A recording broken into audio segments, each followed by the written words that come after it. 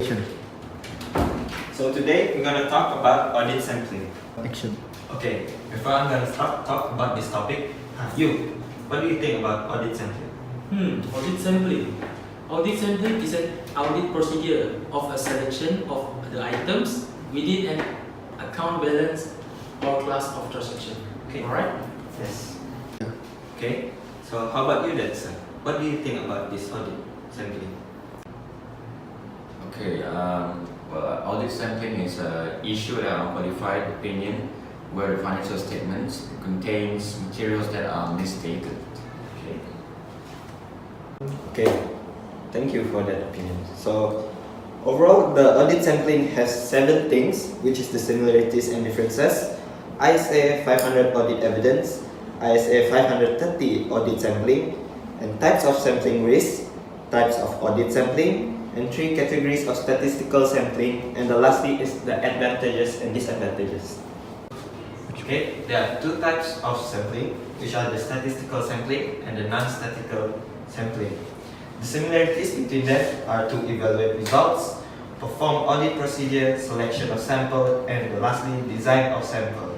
As for the differences, as for statistical sampling, they need to have knowledge on statistical formula, while as for non-statistical sampling, they are more based on experience and common sense. As for the second differences, objective results. Samples are mathematically proven to represent population, while as subjective results, the sample may not represent the population. That is for the non-statistical sampling. Thirdly, is the different auditor with the same approach will give same answer. That is for the statistical sampling.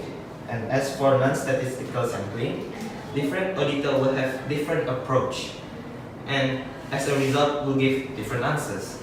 And fourthly, it is an efficient method and can delegate the responsibility to select audit sample to lower rank audit staff. That is for the statistical sampling. And for the non-statistical sampling, it is not an efficient method and need more senior audit staff to devise the sample and select the sample. And the last differences is that for statistical sampling, defensible in the court of law, but whereas non-statistical sampling not defensible in the court of law. Do you guys understand? Yes. Okay, next we're gonna talk about the ISA 500 and ISA 530, which is the audit evidence and audit sampling.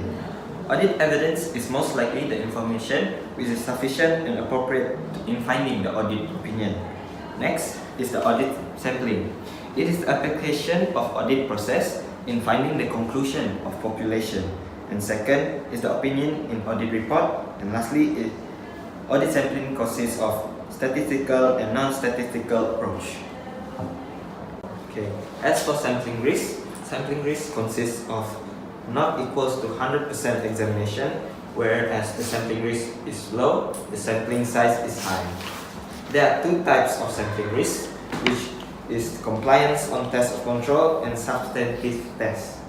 Type 1 for the compliance of test and control is where the access of information is high, the conclusion is also high.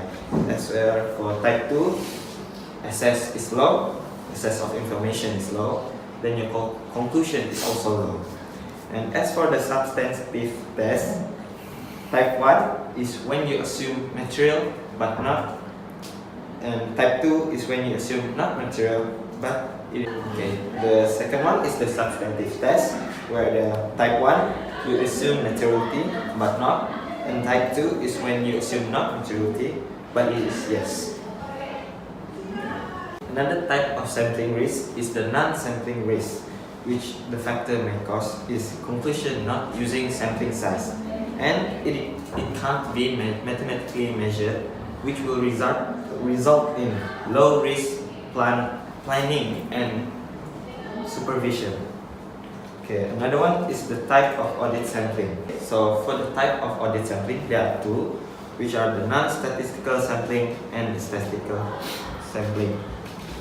The non-statistical sampling is a non-random sampling and is more subjective and is more based on the judgment of the auditor.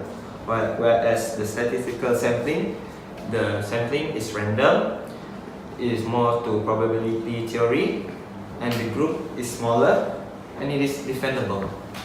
But when to use statistical sampling? As for statistical sampling, we must know when to use it. We must use it when judgment occurs, or effective internal control, homogeneous, and the information is identifiable and accessible. For the statistical sampling, there are three categories, which are classical variable sampling, monetary unit sampling, and attribute sampling. For classical variable sampling, it is more to random table and audit software and normal distribution.